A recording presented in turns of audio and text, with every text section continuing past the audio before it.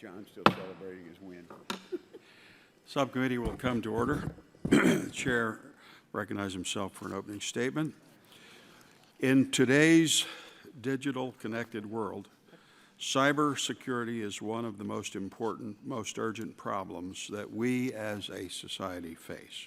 Indeed, a great deal of sensitive information has been entrusted to the federal government, and as the recent breach at the Office of Personnel Management showed, we're not always the most sophisticated at protecting that information.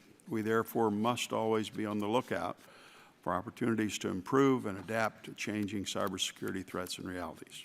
As a result of an investigation conducted by the Energy and Commerce Subcommittee on Oversight and Investigations to examine information security at the U.S. Food and Drug Administration, it was determined that serious weaknesses existed in the overall information security programs at the U.S. Department of Health and Human Services, HHS. It seems a major part of the problem is the organizational structure in place at HHS that puts information security second to information operations. This stems from the fact that right now the top official responsible for information operations at HHS is the Chief Information Officer, or CIO, and the official responsible for information security. The Chief Information Security Officer, or CISO, reports to him. In other words, the official in charge of building complex information technology systems is also the official in charge of ultimately declaring those systems secure.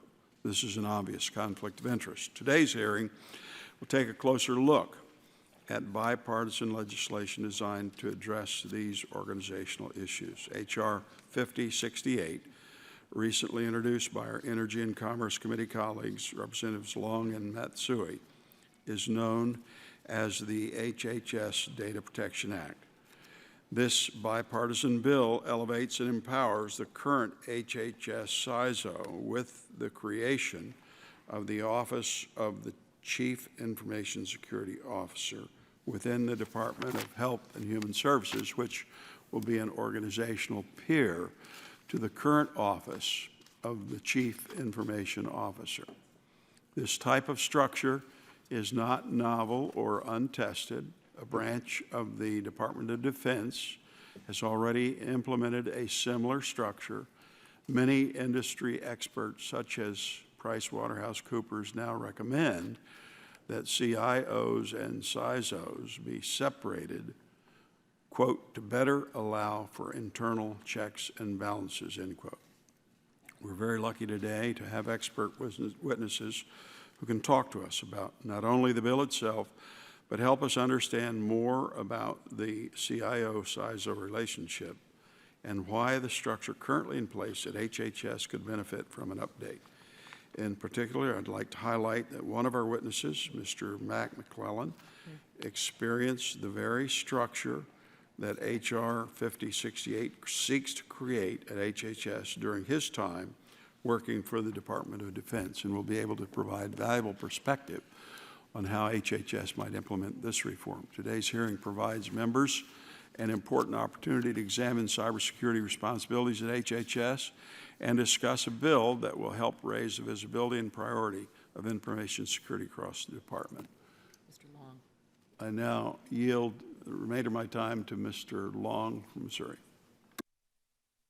Thank you, Mr. Chairman, for holding this hearing, and thank you to my colleague, Ms. Matsui, for her fine work and cooperation in working with me on this important issue. Today we live in an age of the internet, and while that has spurred faster and more efficient communication between the American people and their federal government, it has also meant having to confront the threat of cyber criminals. Last year, this committee released a study with alarming results, which included proof that 5 HHS operating divisions had been breached using very unsophisticated means, and non-public HHS Officer of the Inspector General report detailing 7 years of deficiency across HHS's information security programs. It is impossible to completely eradicate the threat of cyber attacks, but the American people deserve to know that their sensitive information is being safeguarded with the utmost security. Mr. Chairman, ensuring that the safety of Americans' data is vital necessity for the government agencies to operate efficiently. The legislation we're examining today, which I introduced along with Ms. Matsui, would restructure HHS positions so that prioritization will be given to meeting the critical data security needs expressed by their Chief Information Security Officer. With that in mind, I look forward to the testimony of our witnesses today. Mr. Chairman, I yield back. Chair, thanks, gentlemen. Now recognize the ranking member, Mr. Green, 5 minutes for opening statement. Thank you, Mr. Chairman, and welcome to our panel, to our subcommittee today. Cybersecurity represents a current and growing threat to our economy, and everyday lives become more digitized. From the 2014 breach of the Office of Personnel Management and the high-profile private sector breaches of companies like Target, J.P. Morgan Chase, Anthem, and we're too frequently reminded of how vulnerable we are to security incidents involving personally identifiable information.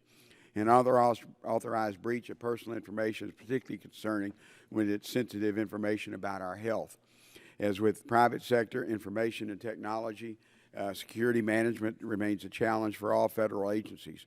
The principal law concerning the federal government's information security program is the Federal Information Security Management, FIMSA.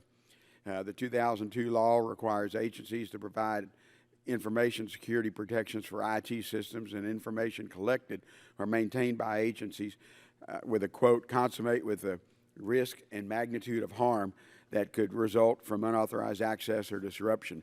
Recognizing the importance of cybersecurity and vulnerabilities of HHS, Congress enacted Cybersecurity Information Sharing Act as part of the Consolidated Appropriations Act in December 2015.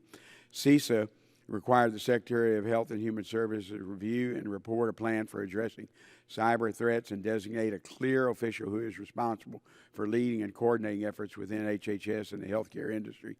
That law has established the Healthcare Industry Cybersecurity Task Force.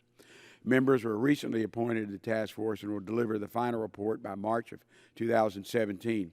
We should let HHS carry out the provisions outlined in CISA, and I'm a bit surprised by my colleague's decision to have a hearing today on H.R. 5068, the HHS Data Protection Act.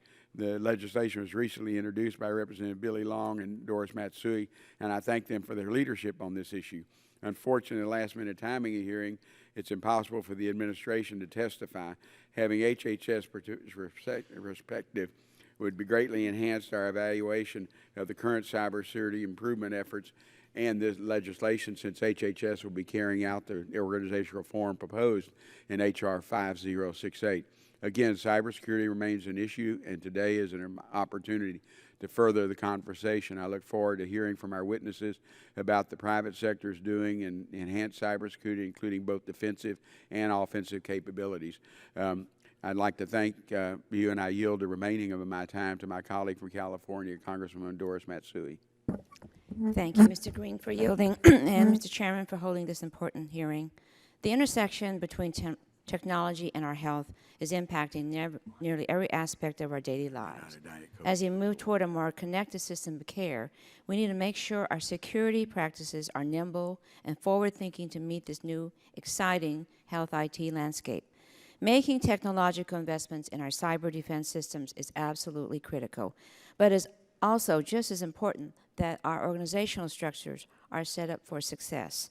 The HHS Data Protection Act that I introduced with my good friend Billy Long would elevate the Office of Chief Information Security Officer within HHS. The privacy of our health data is of critical importance, and this legislation would establish HHS as a model and leader across the federal government.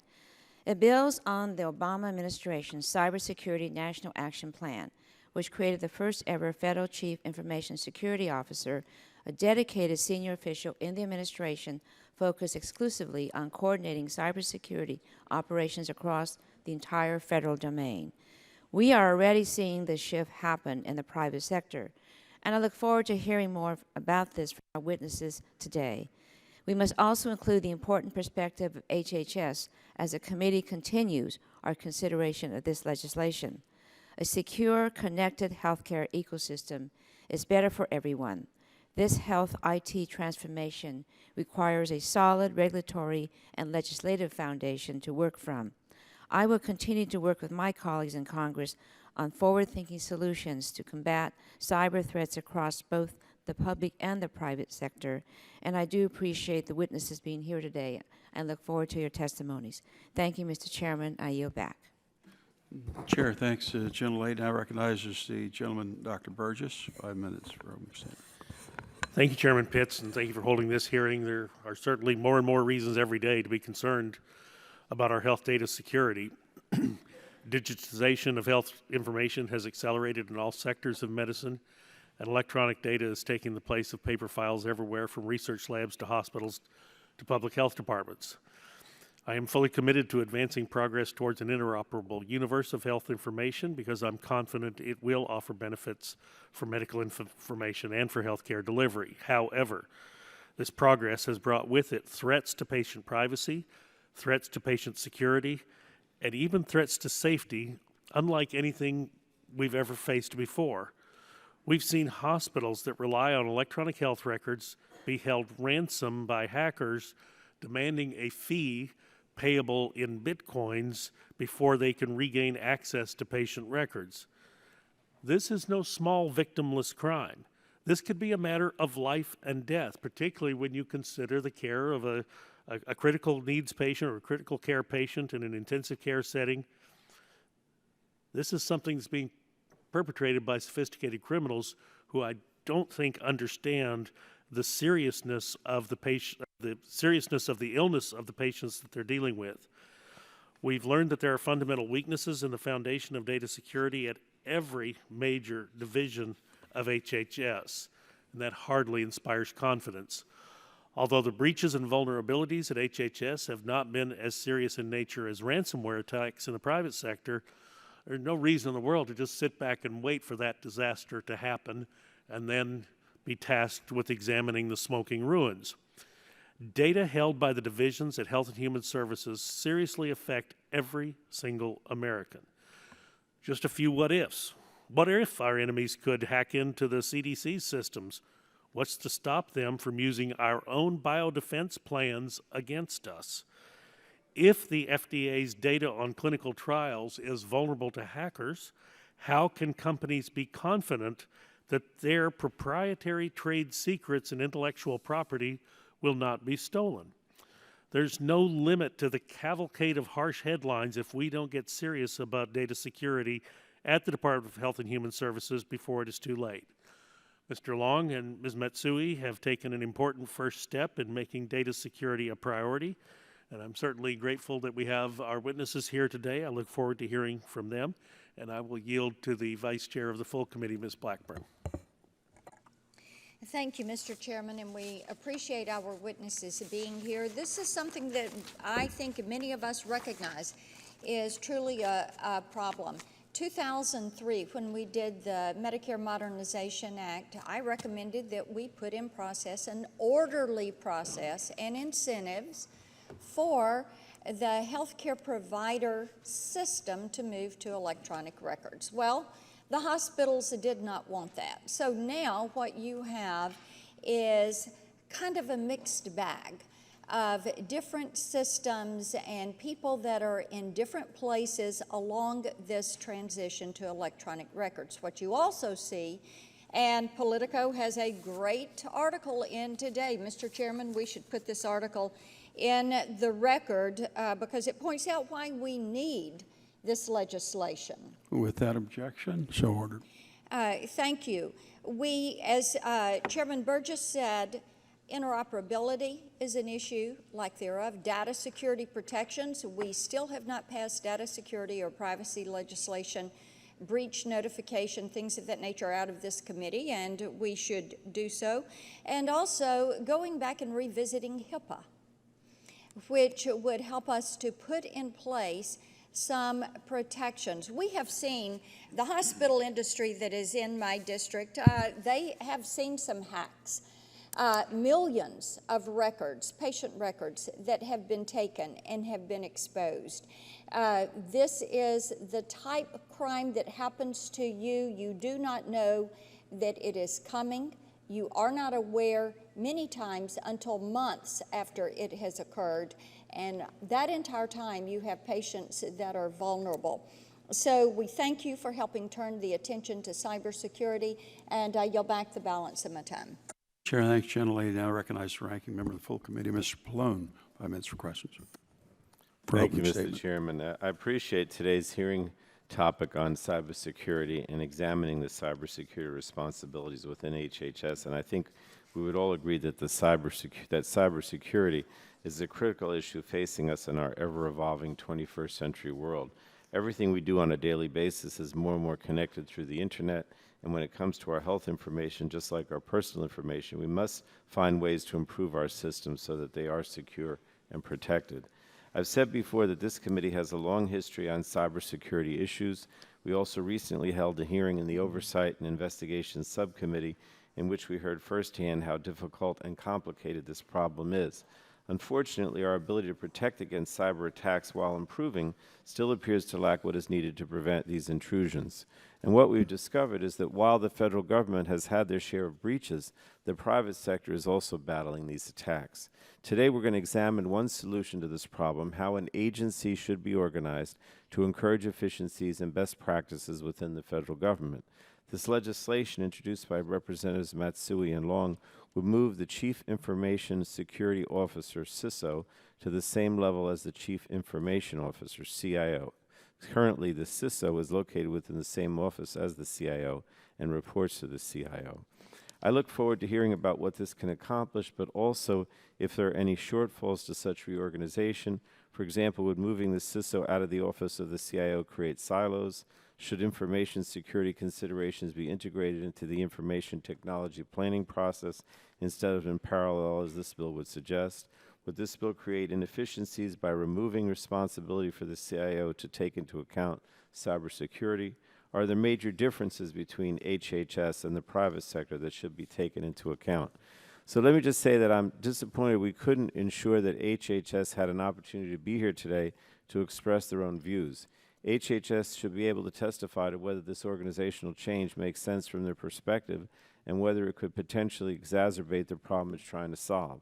And this is why I wish the majority had not rushed this hearing. While this bill may in fact be a good approach, and I appreciate the efforts of our committee colleagues, the timing of this hearing means that the committee, stakeholders, and HHS itself have not had a chance to fully vet the bill. And finally, Congress passed a bill at the end of last year that requires HHS to do a thorough cybersecurity report and plan, and I'm concerned that we would move forward on these changes before we're able to hear the outcome of this report. But we may never be able to completely eradicate the threat of cybersecurity, but we have to take comprehensive action, and I'm glad to see this committee is exploring ways to do that. I yield back, Mr. Chairman. Chair, thanks to the gentleman.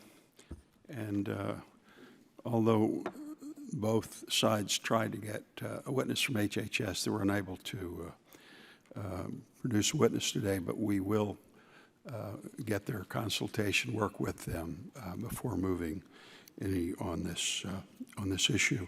That completes the opening statements. As usual, the written opening statements of members will be included in the record, and we will now go to our panel. Thank you for your attendance today, and I'll introduce you in the order of your presentation. Your written testimony will be made part of the record. You'll each have 5 minutes to summarize your testimony. And in the order of your presentation, Mr. Joshua Corman, Director of Cyber Statecraft Initiative, Atlantic Council, Ms. Samantha Birch, Senior Director of Congressional Affairs, Healthcare Information Management Systems Society, North America, Mr. Mark Probst, Vice President, Chief Information Officer, Intermountain Healthcare, on behalf of the College of Healthcare Information Management Executives, and finally, Mr. Mac McClellan, Chief Executive Officer, Synergist Tech, Inc. Again, thank you for coming. Mr. Corman, you're recognized for 5 minutes for your summary.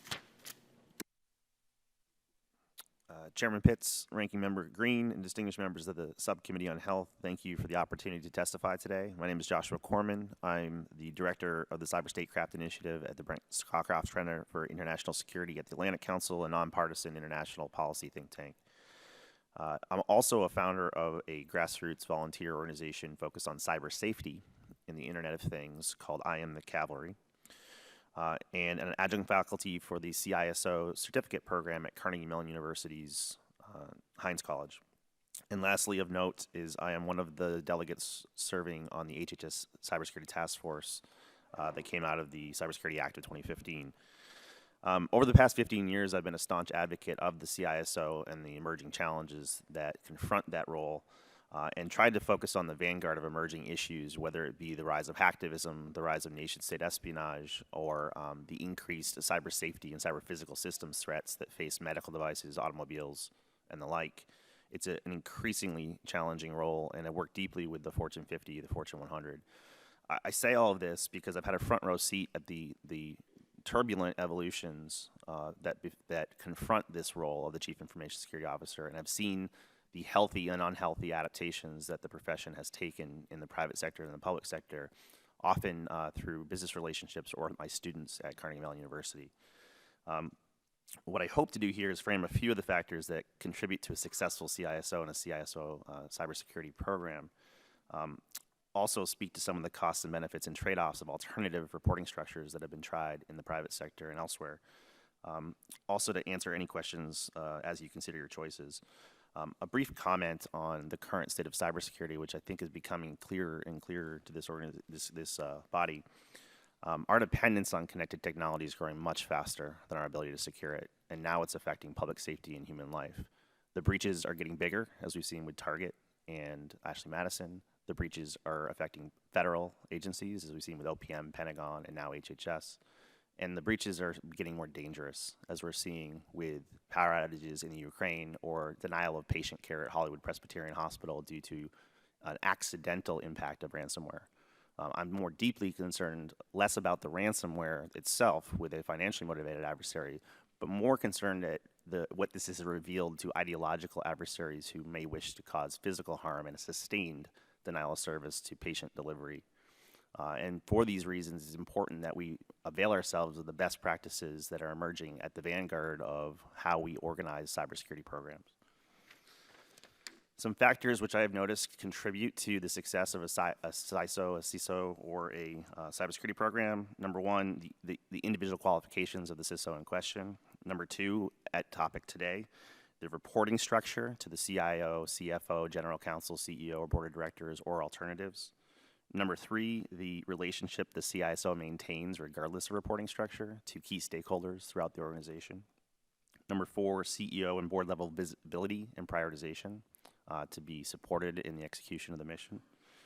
Number five is the application of risk management principles versus minimum compliance standards, which are often, you often hear a quote of, we can spend only on compliance mandatory spending and not one penny more, often truncating true risk management or the defensive countermeasures that are required to fend off these modern adversaries. And lastly, the ability for the CISO to both influence IT and business choices, not simply IT or CIO choices. So the scope is expanding as well. So in general, there's an observation, there's a migration away from the CISO, from reporting to the CIO as an inherent conflict of interest for a bevy of reasons, which I can get into during your Q&A. And with each of the alternative reporting structures, you see better aspects of the program manifest. For example, a CIO is typically concerned about availability and uptime of IT as opposed to privacy or sensitive information or trade secrets. Moving simply to a general counsel, for example, typically expresses greater focus on risk management principles on harder to replace information like trade secrets, sensitive organizational data, intellectual property, and the like. Reporting to the CEO allows true tensions and natural conflicts which emerge to get top-level visibility on how to resolve those differences. And reporting to the CFO often brings to bear very rigorous accounting and audit principles as have been introduced by the rigor of things like Sarbanes-Oxley on the financial services sector. Lastly, for 10 seconds here, essentially, there's a tremendous value in experimentation, and I really applaud the spirit of this bill to try an alternative reporting structure in one agency and if successful, it could be replicated across other agencies to rise to these growing challenges. I thank you for your time. Chair, thanks, gentlemen. Now recognize Ms. Birch, 5 minutes for your summary. Chairman Pitts, Ranking Member Green, members of the subcommittee, thank you for the opportunity to testify today on behalf of the Healthcare Information and Management Systems Society in support of H.R. 5068, the HHS Data Protection Act. HIMSS is a global, cause-based, not-for-profit organization focused on better health through information technology. HIMSS North America encompasses more than 64,000 individuals, plus hundreds of corporations and not-for-profit partner organizations that share this cause. Our organization has spent more than a decade working to support the healthcare sector and improving its cybersecurity posture through thought leadership, proactive policy development, surveys, toolkits, and other resources. Today's hearing begins a critical conversation that mirrors conversations occurring in healthcare organizations across the country regarding the most appropriate approach to governance to ensure effective data protection and incident response. Cybersecurity has been a growing area of focus for healthcare organizations in recent years. Highly publicized, large-scale breaches of patient and consumer information and other high-profile security incidents have resulted in the increased hiring of chief information security officers to serve as the lead executive responsible for safeguarding an organization's data and IT assets. Further, the trend towards elevating the CISO to be a peer of the CIO reflects the recognition that information security has evolved into risk management activity historically within the purview of other executives. This recognition requires a reporting structure that creates a direct channel to the CEO, CFO, General Counsel, and Board of Directors to facilitate management of security risk in the context of business risk, operational, legal, financial, reputational. For healthcare providers, a significant security incident or breach may lead to a disruption in patient care, the primary business mission of the organization. As such, it is clear that healthcare organizations need a cybersecurity leader to manage as well as mitigate security risk. However, it is important to note that it is not simply the organizational change of the CISO which will dramatically improve the security posture of an organization. The right people, processes, and technology must also be in place. The August 2015 report on information security at HHS raised several important points related to the impact of the current HHS CISO reporting structure and detailed the resulting internal security challenges faced by the department. This report reflects the criticality of the discussion we're having today. Like the private sector, HHS needs programs in place that support the specific business missions of its various operating divisions, such as CMS as the largest healthcare payer or NIH as the government health research agency. Breaking down silos will better position the department to move from an audit-driven approach to a proactive, ongoing business risk management approach to cybersecurity that encourages information sharing within the department. Additionally, we believe that external threat information sharing is essential for HHS with other federal agencies such as DHS and FBI, and also with private sector healthcare organizations. We see an important external-facing role for the Office of the CISO as well. I direct the subcommittee to my written statement for additional details on that point. Healthcare organizations have come a long way in building the IT capabilities to make the goals of 21st century cures a reality. Over the past 5 years, rates of adoption of advanced EHR capabilities have increased significantly. The health information now contained in these systems holds great life-saving potential. These goals are particularly meaningful to me as a 5-year survivor of a rare brain tumor and to the HIMSS organization after our colleague tragically lost her 22-year-old son to cancer and other complications last week. We see clearly that it is trust that will enable these efforts to succeed. Trust in the system that will house and control access to the patient's data, and trust in the public-private collaborative effort. The HHS CISO, appropriately positioned within the department, will be uniquely qualified to lead this important mission. In closing, I'd like to thank Congressman Long and Congresswoman Matsui for their leadership on this legislation and the subcommittee for prioritizing this issue. I look forward to your questions. Chair, thanks, gentlelady. Now recognize Mr. Probst, 5 minutes for your summary. Thank you, Chairman Pitts, Ranking Member Green, and members of the subcommittee. It's an honor to be here today to testify on behalf of the College of Health Care Information Management Executives, or CHIME, concerning the relationship of Chief Information Officer and Chief Information Security Officer at the Department of Health and Human Services. CHIME is an executive organization serving nearly 1,900 CIOs and other health information technology leaders at hospitals, health systems, and clinics across the nation. In addition to serving as chairman of the CHIME Board of Trustees, I am the CIO and president of Information Systems at Intermountain Healthcare in Salt Lake City, Utah. Intermountain is a nonprofit integrated health system that operates 22 hospitals in Utah and Idaho and approximately 200 clinics, as well as an insurance plan. Intermountain also has over 36,000 employees. Nationally, Intermountain is known for providing high-quality care at sustainable costs. Essential to our ability to deliver high-value coordinated patient care is the proper and effective use of health information technology. CHIME members take very seriously their responsibility to protect the security of patient data and devices networked to the systems they manage. We appreciate the committee's interest in health cybersecurity and the role that the Department of Health and Human Services plays in helping to combat cyber criminals.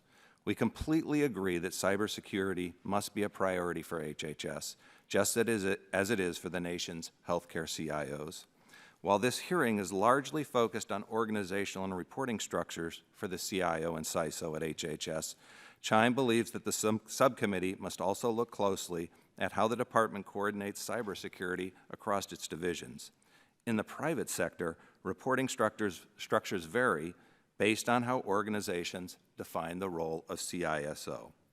At Intermountain Healthcare, where the CISO reports to me, the CIO, we have made cybersecurity and privacy a major priority and focus. As an example, I have instructed my team, as they prioritize their efforts each day, I would rather have our data center go completely dark, meaning a complete loss of all of our information systems, than to have a major breach of our data and systems.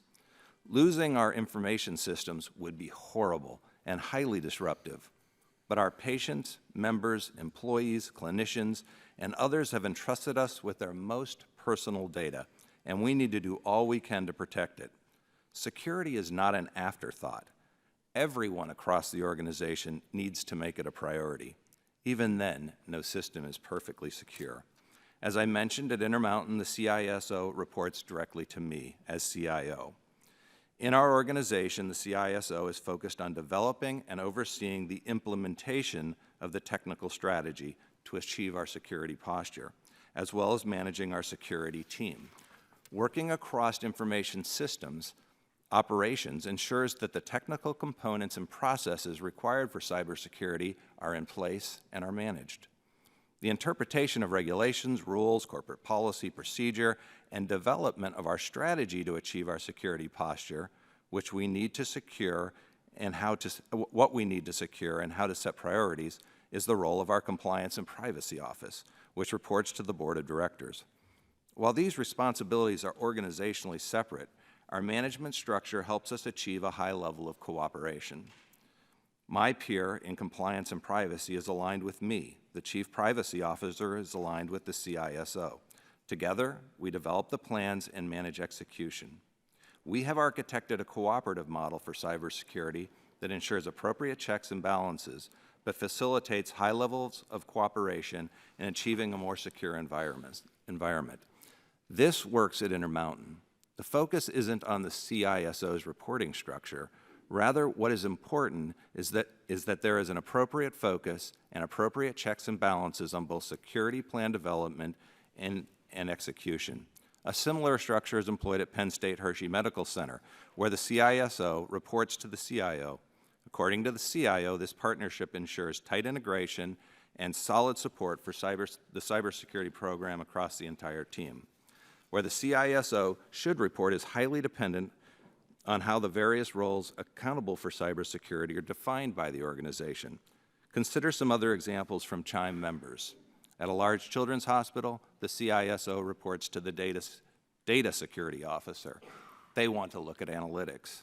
The CISO for a multi-state provider reports to the chief technology officer, who then reports to the enterprise CIO. CHIME members at several smaller organizations across the nation report that they have the dual role of CISO and CIO. There is no question that the committee's interest in this topic is timely, and efforts in the healthcare sector to improve the industry's cyber hygiene must be met with similar efforts within HHS. On behalf of CHIME and my colleague healthcare CIOs, I sincerely thank the committee for allowing me to speak to the evolving role of the healthcare CIO, particularly as it relates to IT security. Thank you. Chair, thanks, gentlemen. Now recognize Mr. McMillan, 5 minutes for your summary. Thank you, sir. Chairman Pitts, Vice Chairman Guthrie, Ranking Member Green, and members of the Health Subcommittee, thank you for this opportunity to testify today on this important initiative. I am Matt McMillan, CEO of Synergistek, a firm that specializes in providing privacy and security services to the healthcare industry since its inception in 2004. I am pleased to be able to offer testimony in support of H.R. 5068, HHS Data Protection Act. I believe my experiences as former head of security for the On-Site Inspection Agency and the Defense Threat Reduction Agency, as well as my experiences from the past 15 years providing security services to the healthcare industry after leaving government, have provided me with some unique and valuable insights on this matter. I have served in information security roles of one type or another since 1982 when I first became an intelligence officer in the United States Marine Corps and was given responsibility for managing the battalion's classified information.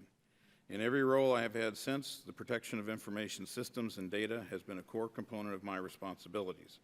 I sincerely support the elevation of the Chief Information Security Officer role to a position equivalent to other senior leaders within the Department of Health and Human Services, and in particular the Chief Information Officer, when these two positions have equal authority, are both focused on a common mission, and work collaboratively. The CIO and the CISO form a complementary and effective team to ensure the protection of information assets for an organization.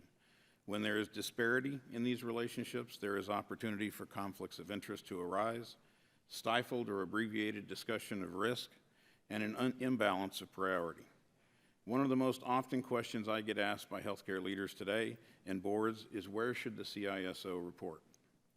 Cybersecurity is far and away one of the most critical issues for our industry today, but in particular for healthcare, which has emerged as a popular target for cyber criminals, hacktivists, and state actors engaged in cyber theft, extortion, and high-stakes espionage. Since 2009, when the HITECH Act was passed and healthcare embarked on a wide-scale digitization of patient information, there has been an associated and steady increase in the number of cyber incidents in healthcare.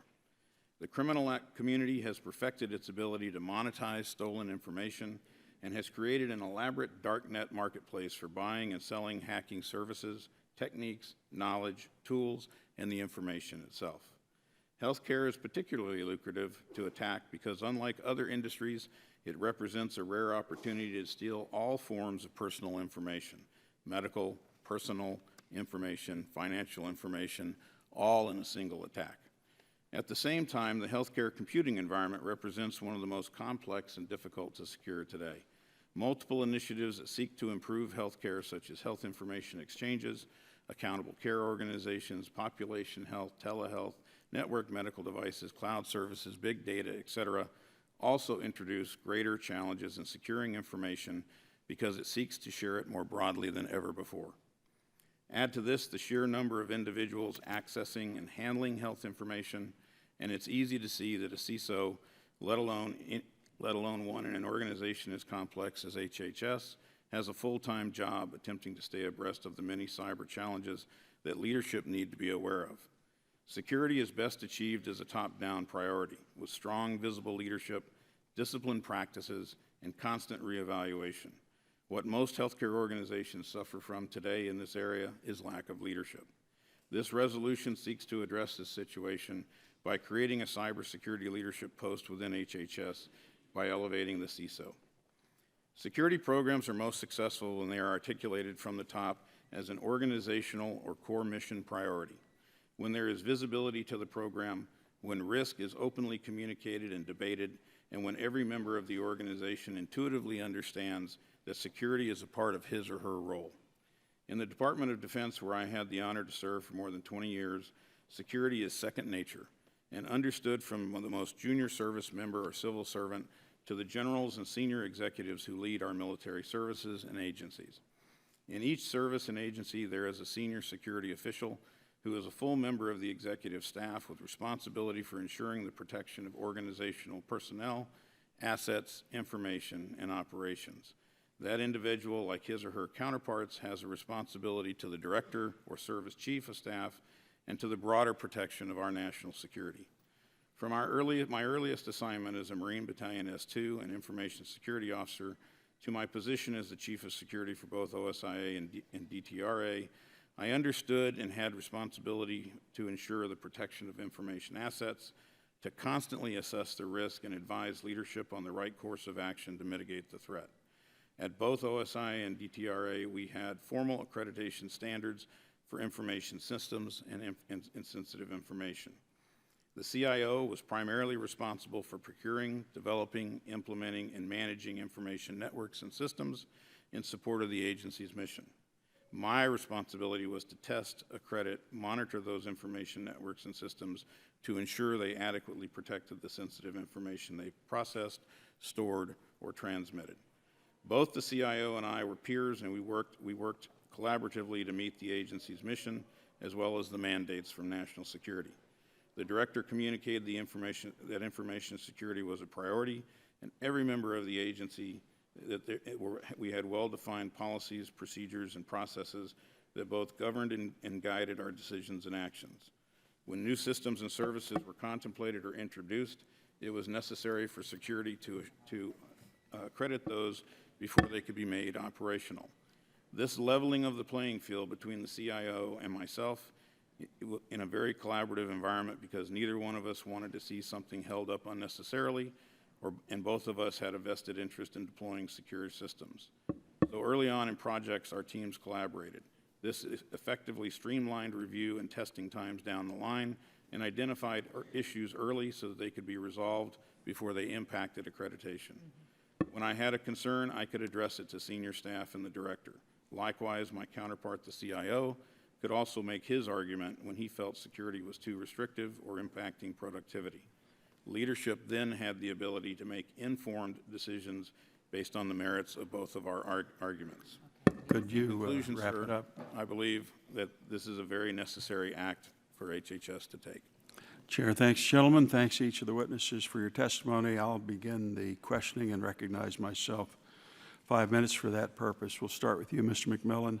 One of the concerns we've heard with this proposal is that because the roles of CIO and CISOs are well established throughout the federal government, and many federal government mechanisms rely on those roles being the same across departments, that any change at HHS will disrupt HHS's ability to coordinate cybersecurity activities with the rest of the government.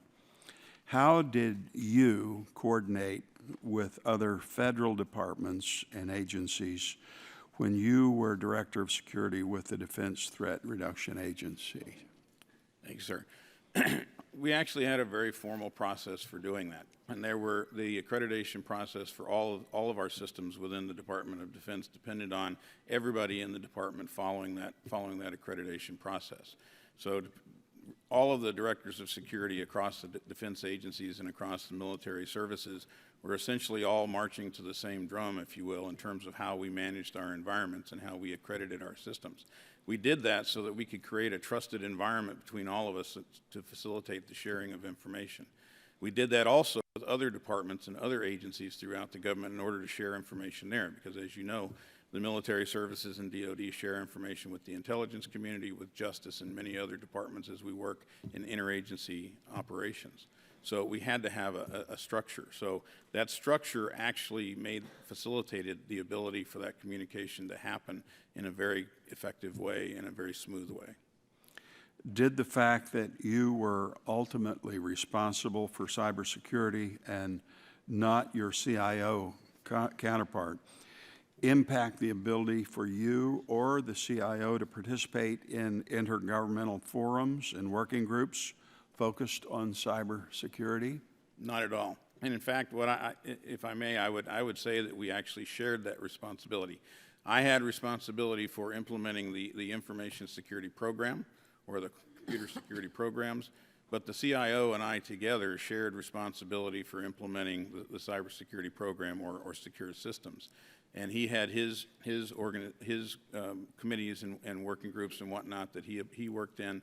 I had ones that I worked in, but ultimately we worked together very collaboratively all up and down the line. Do you have any suggestions for how HHS might harmonize this reorganization with their participation responsibilities in federal initiatives and forums or programs focused on cybersecurity, where the CIO is usually an agency, the agency's representative? So unfortunately, I'm not completely familiar with how they're organized today within the federal government in terms of how that all occurs. But I would say that the CISO in this arena should interact with their counterparts across the government. We had interagency committees on information security, on computer security, that all of the directors of security participated in. And even for those agencies where there wasn't a senior director of security who had responsibility like some of us did, those individuals still participated in those forums at that time. I'm assuming they still do. I would just suggest that in this arena that what we're really talking about is leveling the playing field within HHS itself in terms of how it makes decisions. Mr. Corman, do you have any thoughts or suggestions in this regard? The relationship has to be incredibly strong between the CISO and the CIO. It's just one of many stakeholders that has to have a strong relationship. So the communication cannot be replaced. It's more a matter of when a conflict arises, and I've outlined several in my written testimony. They can now have an equal footing to resolve those. So it's not about eliminating communication or siloing information. A CISO cannot succeed without successfully working with its executive stakeholders, the CIO being a key one. So I don't think this should be looked at as a siloing effort, more of a balancing of raising visibility and tension decisions to a higher level. Ms. Birch, do you have any thoughts or suggestions? I would agree with what's been said by the other panelists. I think this move of elevating the CISO, what it really does is it allows two complementary skill sets to come together. And, I think, as Mr. Probst mentioned, there's no necessarily one right way to do this, but ensuring that those direct channels to the executive leadership exist to ensure that that risk management approach is there and is factored into the decisions being made. I think, we see them really as collaborative and the need for collaboration. My time's expired. Chair recognizes the ranking member. Screen 5 minutes for questions. Thank you, Mr. Chairman. From what I understand, the bill before us today relates to another piece of legislation passed late last year, the Cybersecurity Information Sharing Act of 2015, CINSA. CINSA required the Secretary of the Department of Health and Human Services to take certain steps to address cybersecurity. Mr. Provost, can you describe for the committee some of the steps that the department is currently taking as a result of CINSA? Well, the fact that an individual is to be put in charge to look at the issue of cybersecurity, that it can be focused on someone to actually come up with a plan, CISA does a pretty good job of facilitating that effort, as well as the task force that supports some of these decision making. So I think it's incredibly important, CISA, that it's getting a good focus within Health and Human Services, as well as looking across the various areas of HHS and making sure there's strong coordination. And let me just emphasize that as we've been talking about the role of the CISO and the CIO. I think if it's coordination is key, and cooperation, and architecting how you're going to do security is probably the most important aspect of, I think, of cybersecurity, not necessarily where an individual reports. And I think if the strategy is by raising a particular position, and that somehow is going to raise cybersecurity, I don't think that's the case. I think the case is if it doesn't permeate the organization in all aspects. I mean, a CISO, it really depends on the role. Like I said at Intermountain, that's a technical role to work and implement a plan. Most of that plan gets developed by compliance people, by legal people, by internal audit, and it requires the cooperation of all these pieces. So I'm less about where that role resides, and I think there's good arguments for the CISO to report other than the CIO. But the fact that what the CISO does, it impacts everything within our environment. It impacts our networks, our servers, our physical security, everything within the purview of the CIO. I think it's very difficult to make those too much at a peer level, because there's a lot of coordination that has to happen at the technical level.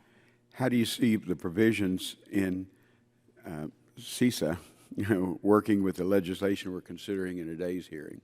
Well, again, it goes back down to the coordination. Now, it's not due until the end of the year, so HHS has a lot of time still to focus on it, and we'll see what comes out of that, the efforts of CISA.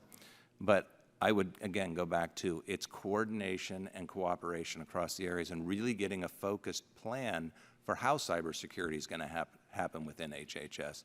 Then I think I'd make the decisions where the specific roles report. Okay. Ms. Birch, in your testimony, you know that it's not simply the organizational change of the CISO which would dramatically improve the security posture of the organization. The right people, process, and technology must be in place. Can you elaborate on what you meant by that point? Sure. I think that point was meant to underscore the need for collaboration. So it's not simply, again, changing the reporting structure and you automatically have a culture that elevates cybersecurity. It's about whether all the pieces are in place and whether decisions are being made across the organization to support security as a priority.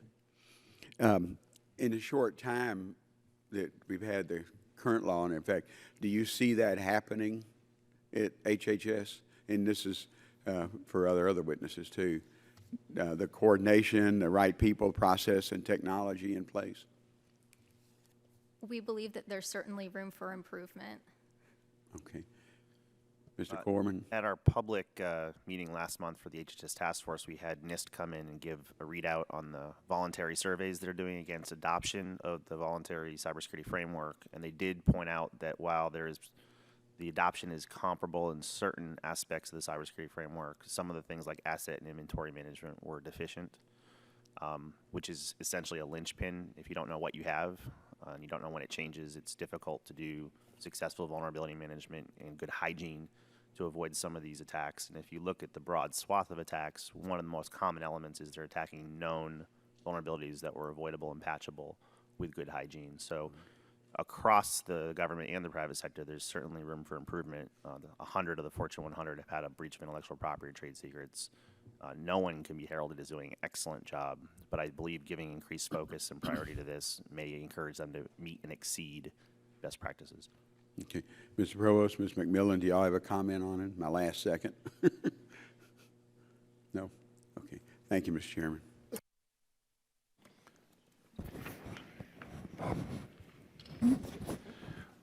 Chair now recognizes Vice Chairman of the Subcommittee, Mr. Guthrie. 5 minutes for questions.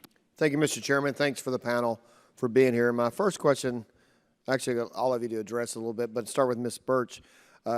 In your testimony, you cited 2 statistics, and I think it's the heart of why we're here today. It's from the PricewaterhouseCoopers study. One, you said that organizations that have the same reporting structure with the CIO, CISO reporting structure as HAS has 14% more downtime due to cybersecurity incidents, and also that 46% higher financial losses in organizations with the same reporting structure. Would you elaborate or tell us why you think that is? And Mr. Corman, I think you cited the same statistics, so let Ms. Birch and then Mr. Corman go second.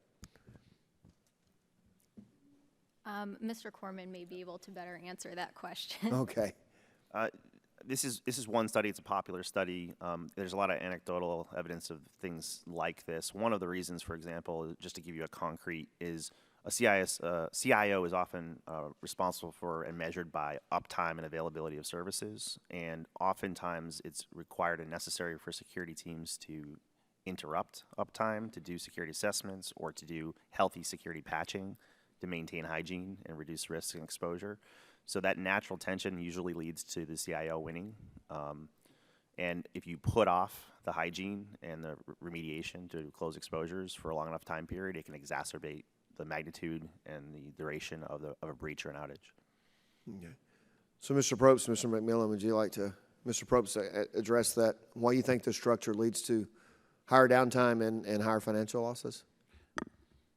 Well, again, I think it really comes down to how you define the roles of the CIO and the CISO and what their priorities are. As I mentioned in my testimony, and this is serious, when I talk to my team, I would rather lose all of our systems than have a serious breach. Now, I don't know if that's common across every CIO in the industry, and it may be unique to just Intermountain Healthcare and the focus our board and our leadership has put on it. But because of that, I wouldn't have the tension that Mr. Corman mentioned about. We would do the things we need to do to do the best job we can to secure our systems. But I don't think that, again, the role of CIO in healthcare varies dramatically. If you're a small 20-bed hospital in the middle of Indiana, you're the CIO, you're the CISO, and you're the guy that changes the ink in the printers, because that's what you have to do because of the nature of our business. So I think because the roles are so different based on the organizations and even the emphasis they've placed on security, it's going to be different. And I think it goes back to what Ms. Birch said. She talked about how you have to architect this, how it's a holistic approach. And if you have a plan, then you can put the pieces in place to make that plan work.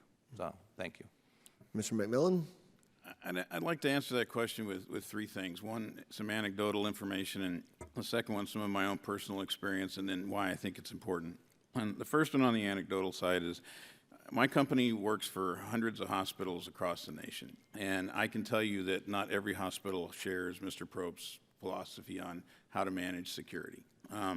Mark has been one of the most outspoken proponents of security that I've worked with over the last 15 years in the healthcare industry, and his organization is probably one of the best out there, bar none. But that's not, unfortunately, that's not the norm. And if you look at the breaches that we've had in recent time, and you look at my testimony, I think I put one telling tale in there that goes to what was commented on earlier, and that is over 90% of the breaches that occurred last year occurred with a vulnerability that was more than a year old, and more than 50% of those occurred with a vulnerability that was 5 or 6 years old, meaning there was a fix, there was a patch that somebody could have applied, there was a configuration that somebody could have made, there was a port that somebody could have closed, there was a policy that somebody could have pushed out. And those things weren't done. And unfortunately, that gave the bad guys an opportunity to get a foothold and then do harm in our environments. So I have seen organizations where they have put off what I call the blocking and tackling, or the house cleaning, the hygiene, because they're too operationally focused on the number of projects they have. Some of our hospitals have literally hundreds of projects on their project board that their IT teams are trying to get done. And then somebody says, oh, by the way, you also have to do this patching and fixing and hardening and all these other things that take care of systems day in and day out. And unfortunately, what happens is the pressure is on them so intensely to roll systems out, to roll services out, to roll productivity out, that unfortunately it does create conflicts, and they do make choices. And sometimes those choices are not the best ones from a security perspective. Thank you. I'm about out of time, so I have run out of time, so I yield back. Thank you for the answer. Appreciate it. Chair, thanks, gentlemen. Now recognize the gentlelady from California, Ms. Matsui, 5 minutes of questions. Thank you, Mr. Chairman. Mr. Corman, I understand you're serving on the HHS Cybersecurity Task Force, which was created by Congress in the Cybersecurity Information Sharing Act at the end of last year. Can you elaborate on the work that the task force is doing and what types of industry best practices you're reviewing? So we're very early in the stages. We've had 3 meetings to date of the 12 that were prescribed. What we've been doing is inviting exemplars from adjacent agencies which may have instructive lessons for us. For example, we brought in the Financial Services ISAC and the Financial Services Sector Coordinating Council to explain, as they are at the tip of spear for innovating new ideas and more effective ideas at threat and information sharing, at risk reduction. One thing the FSISAC introduced that's very attractive, for example, is the idea of requiring a software bill of materials from their third-party IT providers through their contract language. What this allows them to do is understand the known vulnerabilities they're inheriting at procurement time to make more informed free market choices.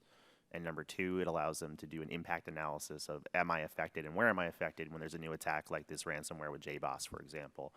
So we're trying to bring them in. We brought in the energy sector as well, and while they're not as mature as the financial services sector, they do share similar consequences of failure to the medical field, where it could be measured in life and limb, where bits and bytes meet flesh and blood. And on the docket, we have more testimonies coming in from adjacent sectors. So we're trying to grab the best from each, recognizing fully that medical and healthcare do have some unique challenges that won't be represented by others. Okay, now, you also in your testimony outlined 6 factors that contribute to the success of cybersecurity program, including the reporting structure, which our bill would address. You also cite several metrics that demonstrate the improvements that organizations see when CISO does not report to the CIO. Would you expect those factors and improvements to hold true across both the public and the private sector? Many of them do. This is a nascent field, and I encourage the parallel experimentation. So, for example, none of us expected it was a good idea for a CISO to report to a general counsel. It didn't make sense. It turns out it's one of the best reporting structures for protecting intellectual property, trade secrets, and anything material to the business. So it's through that experimentation, comparison, that people make these decisions. I've seen excellent relationships where the CISO does report to a CIO, much like Mr. Probst has indicated. It's just not universally the case. And in general, depending on the most acute needs of the organization, you may orient differently. Right. Okay. Ms. Birch, in your testimony, you quoted a study that found that reporting to the CEO or the board of directors rather than the CIO significantly reduces downtime and financial losses resulting from cybersecurity incidents.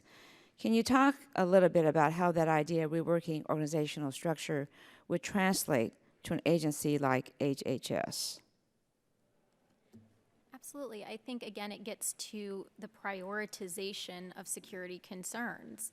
Where does security exist in the culture of the organization? Is it, a top-down, or is it sort of bottom-up with a lot of roadblocks in between?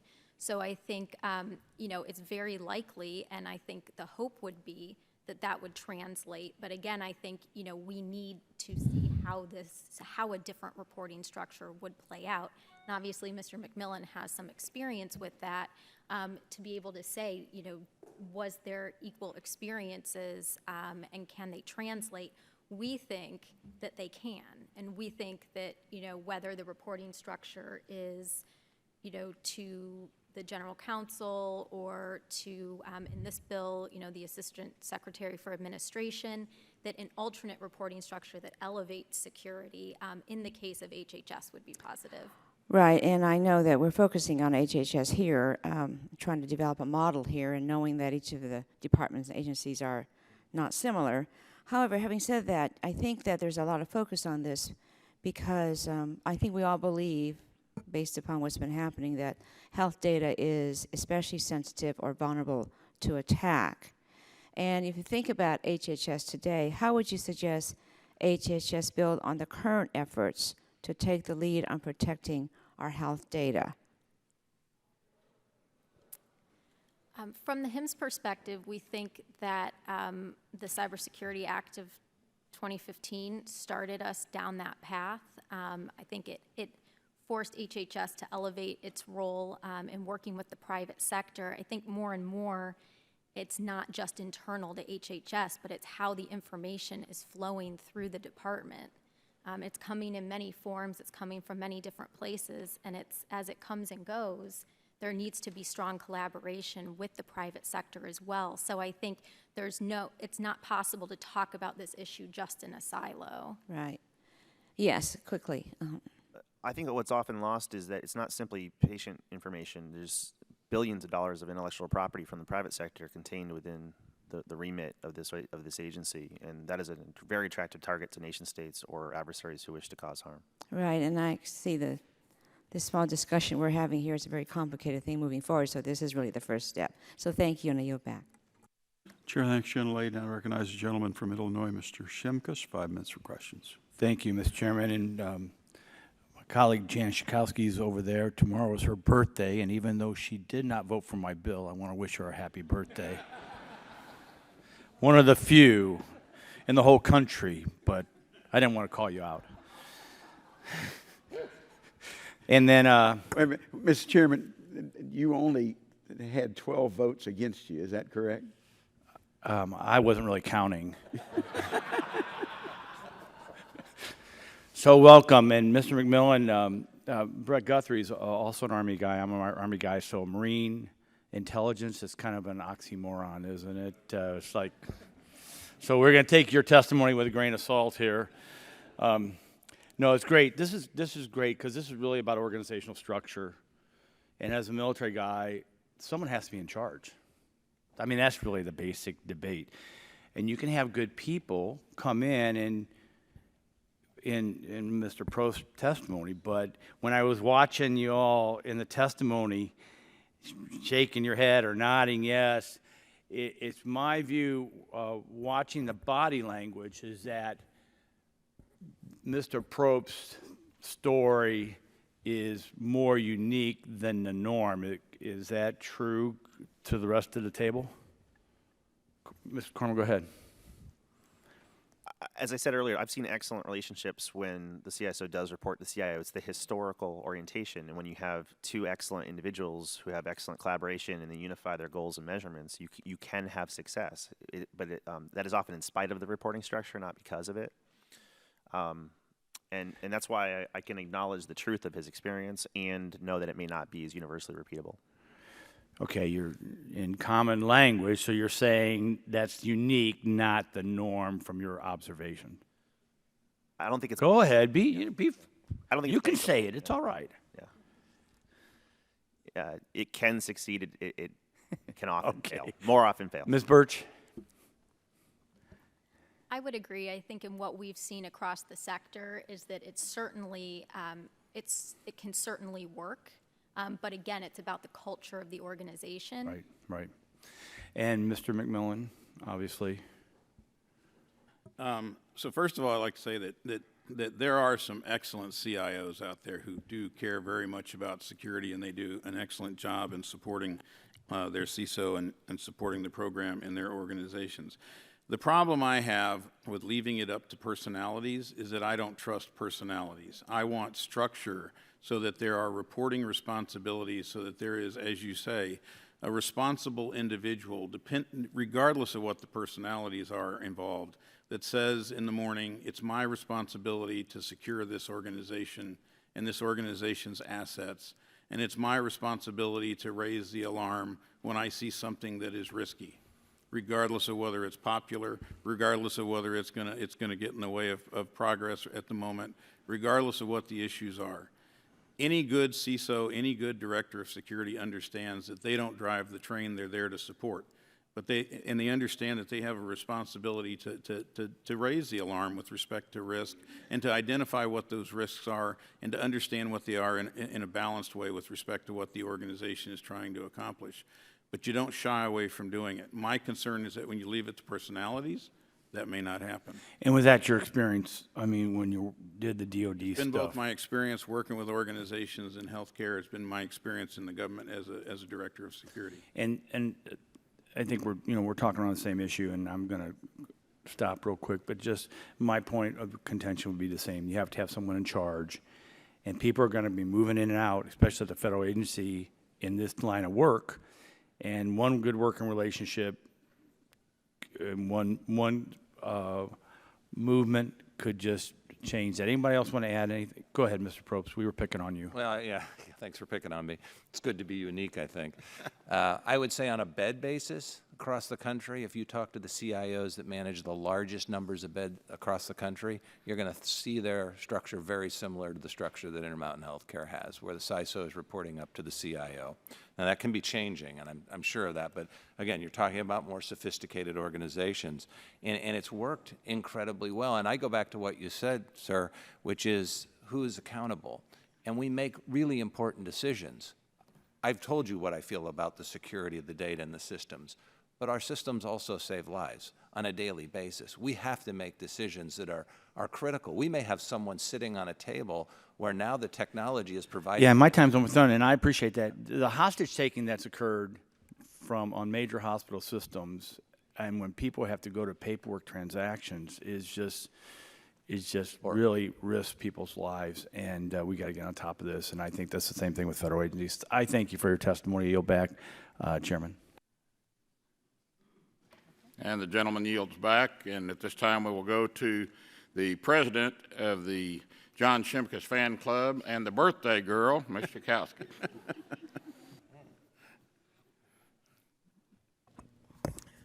Hey, I thank you for pointing out my aging, but no, thank you very much.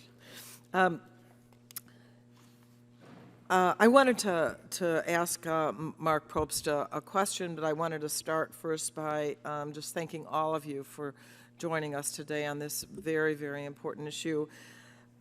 I mean, how common data breaches are is just incredible. There have been more than 112 million healthcare records that were breached last year. It sounds like just about everyone. I understand that these records are rich with personal information, which usually includes a patient's social security number, which is used as an identifier with a bevy of other personal information as the patient moves through the treatment continuum.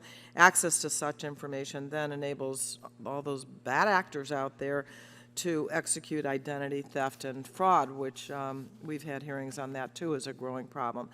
So, Mr. Probst, I know you talked about it but if you could just summarize, what can we do to make electronic healthcare records less of a target for hackers? Well, I don't know about making them less of a target. I mean, one thing we could do is look at how the data is being used within those records and try and stop any abuse that might be coming. Now, if they're going out and getting a new credit card, that's going to be hard because we're going to have that kind of information. There's just no way we're not going to have it. But I think one thing we could do and should do, and I think we're beginning to focus on, is getting to a better identification system so that we can have a national patient ID that actually is consistent across the industry. That really helps us to not have to carry a lot of data that we otherwise have to have to identify a patient in any kind of situation, whether it's in a hospital or a clinic or elsewhere. So I do think there are things we can do like those types of standards that will help us to protect the data. So would this be instead of, give us the opportunity to remove, for example, social security numbers and it substitutes something else? Is that what you're saying? I'm saying that, yes, if we didn't want to have the Social Security number out there, we use that as an identification tool, as we use address, as we use age, as we use all these different data items. If we could come with a very unique way of identifying the patient, there are certain pieces of data that we wouldn't need that clearly the bad guys are looking for. And what do you think that Congress can do to aid healthcare organizations, especially small and rural providers, for them to be able to better protect their patient data? Well, again, going back to some standards on how we're going to, even things like HIE, Mac brought that up earlier, Health Information Exchange. We don't have good standards right now to do that. And so you have all different kinds of technology out there trying to do things within healthcare to make it better.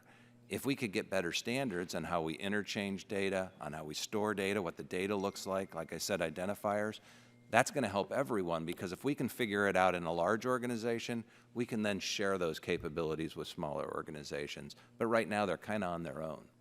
Let me just ask everyone, is there any hope that we could establish a zero tolerance standard, given the, it seems like, we make a change and then the hackers improve on it. Yes, Dr. McMillan, Mr. McMillan. Yes, ma'am. That would be, in my opinion, a very unwise thing for anybody to try to do in the security realm. Security is such a dynamic phenomena in that everything about security as it relates to systems is changing as we sit here talking. I mean, the environment changes, the threat changes, the systems change, operations change, the network changes. It's the phenomenal. It's the number of changes that an organization has to manage that can affect the security or the risk of a system is incredible, and it's constantly changing. And there's things that we don't know yet. So, as we, for instance, right now, this whole focus on ransomware, in my opinion, is focused on the wrong thing. Ransomware is not what we should be focusing on. That's just one form of malware that's affecting systems. There are hundreds of forms of malware that affect systems. What we ought to be focusing on is the impact of that particular malware or malware in general, which means we should be focusing on things that take systems down and make them unavailable to health systems to serve patients.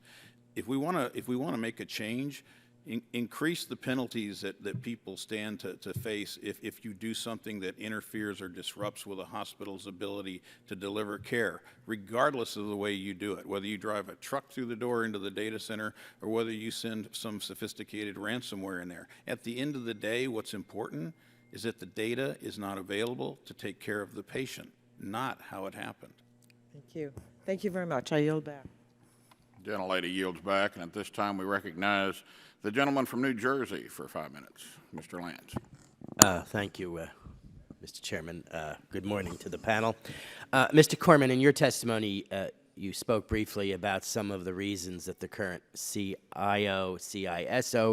reporting structure at HHS might create conflicts of interest. Could you provide us with some examples from your professional experience in this regard? I did put a few in the written testimony, but verbally, often there's a project to roll out a new service, and the time to do so involves software development, procurement, a number of things. And in that long relay race, one of the stages needs to be security. That's usually the one cut to make sure that you deliver on time and on budget. So you can often have a CIO deploy the service before it's seaworthy, before it's been properly assessed, before the vulnerabilities have been enumerated. So that's one of the areas where it's a conflict of interest to try to tack it on to the end and usually run out of time and budget.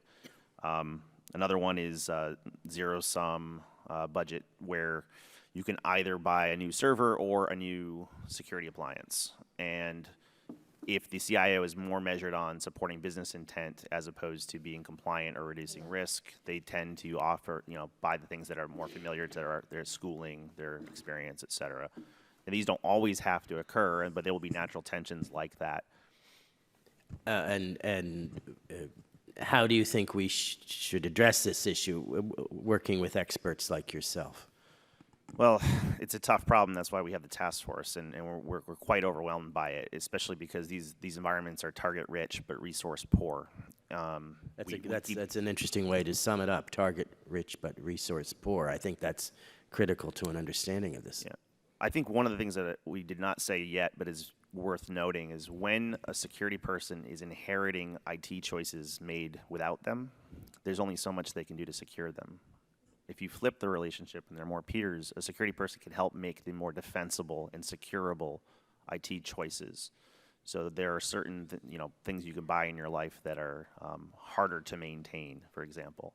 So one of the benefits of having these relationships be peers is they both have criteria for which cloud service to choose, which servers, which laptops. And if it has more informed criteria up front, the total cost of ownership later from a security perspective goes way down. Is there anyone else on the panel who would like to comment? Perhaps Mr. McMillan. Yes, sir. I think I alluded to this in my testimony. When there's a balance between those two roles, and the security person owns the process for evaluating the technology before it's deployed, or as it's being deployed, or as it's being developed, what you end up with is the shortcuts that were just alluded to don't happen, because when I see that shortcut not happening, I say, wait a minute, we have to do it's time for doing testing, or it's time for doing whatever. When the IT organization owns the process from soup to nuts and security only comes in at the end, there is opportunity for things to get missed as it relates to staying on track or on schedule. Now, that doesn't mean that everybody is skipping steps, or not everybody is not doing things, but there have been instances where we have deployed systems, or organizations have deployed systems clearly that everything wasn't taken into consideration that should have been, and primarily it was because security wasn't addressed at the beginning of the project. It wasn't until the end. And as the gentleman on the end said, once you select a product and you implement that product and deploy it, if things have been missed that are critical, it's very difficult to bring that back in. Ms. Birch or Mr. Probst? Well, I hate to keep coming back to roles, but the Listen, if the CIO is cutting corners around security and healthcare, you have the wrong CIO. And I believe that's starting to be seen more and more within organizations in healthcare. It's relatively new. 6 years ago, information security and Intermountain Healthcare was 2 people, and they were mostly worried about passwords. It's now 50. So it's different. And this, of course, is the wave of the future, and we all have to be concerned so that security is protected. Mr. Chairman, I yield back half a minute. Thank you. Gentleman yields back, and at this time, we will recognize the gentleman from New York, Mr. Engel, for 5 minutes. Thank you, Mr. Chairman. Thank you for convening today's hearing. Mr. McMillan, you mentioned in your testimony that health care has been characterized as being a soft target for cyber criminals, an idea that I think we can all agree is quite unsettling. Has health care always fallen into this category, and if not, how did it come to be a soft target? So I think, sir, that healthcare has always been in this category, and I think it's just of late, as the threat has focused more and more on healthcare, that it's become so apparent. I mean, if you look at the evolution of the incidents that we've had in healthcare, they closely track the evolution of how we've evolved in healthcare as well with respect to our systems and our data. I mean, you can actually go back to before 2009, before meaningful use and before electronic health records, and before we started digitizing most of our patient information. And you can see a marked difference between the kinds of issues that we have or incidents that we had back then and the types of incidents that we've had from 2009 on. Those incidents have done nothing but increase as time has gone by, and as cyber criminals have figured out that one, they can monetize this information and they can make a business out of it. That's really what it is. I mean, I saw a study just this past week that said we're looking at $6 billion in revenue in cyber crime this year. That's not a crime anymore. That's an industry. And that's the way we need to look at it.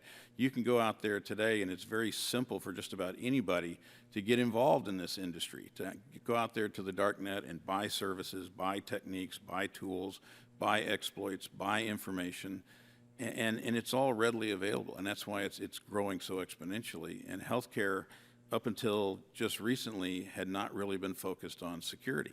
As Mark said, a few years ago, he had 2 folks in that department. Today, he has 50. An organization his size, I would never have imagined that they only had 2 people. But I can tell you, when I left the government in 2000 and came out into the private sector and started working with healthcare, I was absolutely appalled at the state of security at most of the hospitals that I went into at that time. Yes, Mr. Corman, you wanted to comment on it? Yeah, I sometimes think of this in terms of just normal police work. It's motive, means, and opportunity. And I think it's undeniable that as we connect more medical technology and meaningful use, I posed a question to the task force. I said, is meaningful use our original sin? Did we basically throw gasoline on the fire by essentially encouraging that we connect everything to everything else before we had done proper design and threat modeling and whatnot? And of course, there's benefits to that. And of course, we're about to do the same thing again with precision medicine and machine learning and big data.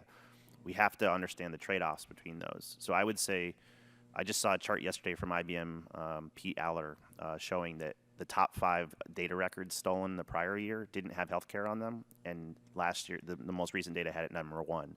So I think one of the reasons you've seen more records isn't that they weren't vulnerable before, it's that as we have more opportunity and more connectivity, and we now have the motive to go with it, this is going to accelerate, I believe.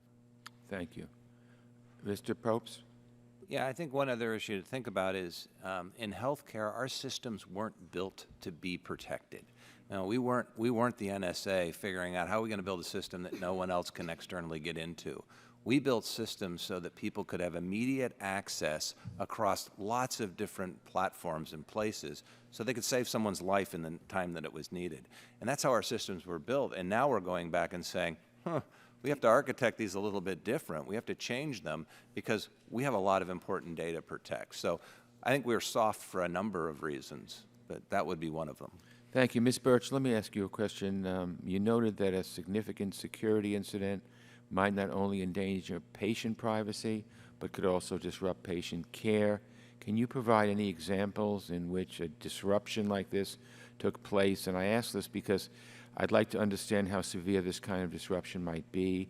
Have treatment plans, for instance, been interrupted? What kinds of effects have these disruptions had on patient outcomes? In our experience in talking to our members, certainly when you don't have access to information and you have a patient you need to treat, that patient, and more as we're automated and that information is included in the electronic health record, you can't just pull a paper chart and all of a sudden you've got all the information there. So I think the concern is whether it's an attack that prevents access to information or whatever it might be, that there are real potential negative patient outcomes here. And that goes with the privacy side, that you have both, you know, internal and external risks that you're facing. And, you know, certainly many privacy issues stem from security issues. So was there an inappropriate disclosure by a staff member because there was, you know, because access was granted when it shouldn't be, or something like that. So I think, you know, it's possible that Mr. Probst might be able to provide a experience, you know, that he's had personally, but I think generally, you know, that's what we've heard from our members in terms of, yeah, I mean, they think about this in terms of potentially lives lost. It's that serious. Well, thank you. Thank you all very much. Very much appreciate your testimony. Thank you, Mr. Chairman. Gentleman yields back, and at this time I'll recognize the gentleman from Virginia, Mr. Griffith, for 5 minutes. Thank you very much. I want to make a couple of comments before I ask a couple of questions. First, you know, this is one of those hearings that we won't see extensive coverage on CNN or the nightly news, but we appreciate you being here. One of the reasons is that you won't see it is that it's a bipartisan bill trying to solve problems for Americans where nobody is shouting at anybody or making any accusations against the folks who are here, and both sides of the aisle are generally in agreement. Mr. Long, you and Ms. Matsui have come up with a good idea, and I commend you for that. Mr. Probst, I like the way you look at this. This bill, of course, deals with HHS that we're talking about today, but there's been a lot of discussion about what hospitals should be doing. And one of my early concerns before you made your comments was, okay, wait a minute. One size fits all from Washington doesn't usually work. You made that point very well. In a larger system like your own, talking about separating the CIO and the CISO, you all have made a great case for that today. But in the 20-bed hospital where the folks are also, the CIO is also changing the, I think you said the photocopier toner or something along those lines, it doesn't necessarily make sense, although we have to be vigilant. Also in your testimony, Mr. Probst, I noticed that you touched on device manufacturers related to HIPAA, and because there will be some folks, probably insomniacs, who will watch this, could you explain that dilemma? Because I'm very concerned about HIPAA issues, and I thought it was a very salient point that you made. Well, I mean, HIPAA gives us good guidelines on the privacy and security that we should apply to all of our information. The specific issues around medical devices are they don't have the same level of sophistication around cybersecurity. At least historically, they haven't. And we have a lot of old medical devices. I think they're getting much more aware of it today. But today we have thousands of medical devices. They're all connected to our networks. They're essentially computers. They have personal health information on them, most of them, and they become a pretty interesting entry point for the bad actors to get into our networks. And it doesn't take much of a crack in the hull for the water to start pouring in. So that would be my major concern with medical devices, is just how we've been able to treat them. And because they're regulated by the FDA, most of them, I assume all of them, I don't know, but because they're regulated, many of their operating systems are decades old. So we don't have all the patches that Mr. McMillan talked about that we can apply to it to get the security to the level that we want. So medical devices, I think, are something we are paying attention to as an industry, but we're going to have to pay a lot more attention to. And when you talk about they're regulated by the FDA and therefore some of them have operating systems that are decades old, that's because if there's any change, it has to go back through the process to be reapproved by the FDA. So what you're suggesting is that maybe in the same bipartisan spirit that this bill was put together, some of us might want to be looking at a way that we could change, at least for the security side, say that if you do a patch on security issues, it does not have to go through that FDA process. Is that I know you haven't had time to think about it. Maybe you want to answer that question later. Yeah, maybe. That's a reasonable conclusion, is it not? Maybe put it that way. Would that be a reasonable conclusion for someone like myself to make? I think that's a reasonable conclusion that it should be looked at. I don't know the exact answer for Sure. the FDA, but it definitely needs to be looked at. And I appreciate that, and that's why I love coming to these hearings and listening, because there's often things that you learn that you never thought you would, and that sounds like a good suggestion. I do appreciate it very much, all of you being here. You've really opened a lot of our eyes and convinced me this is a good bill, and that in fairness, every healthcare provider in the nation ought to be re-examining what they're doing and see what fits for them to try to give us some more security in these areas. And with that, Mr. Chairman, I yield back. Gentleman yields back, and I believe Mr. Corman wanted to add something to the. On that point, I'm the Cavalry Group I founded of volunteers. We're specifically focused on cyber safety for connected medical devices, and many of them are very hackable. There was a recent DHS ICS CERT announcement on a single device that had over 1,400 known vulnerabilities in it. But to clarify, we've been working with the FDA, the Food and Drug Administration, on their guidance for connected cyber safety in medical devices. Their pre-market guidance has clarified that you can, in fact, patch without going through recertification. There's been poor education and awareness that has been clarified, and some vendors claim that they can't patch even though it's been clarified repeatedly that they can. And number two, this January, the post-market guidance for ongoing care, feeding, and hygiene for those devices has also been published, and the 90-day comment period is closed. So the FDA is taking actions to modernize the very things you're concerned about. I think there's a long way to go, but they're on the right journey. Thank you. Yield back again. Thank you. And at this time, I'll recognize myself for 5 minutes.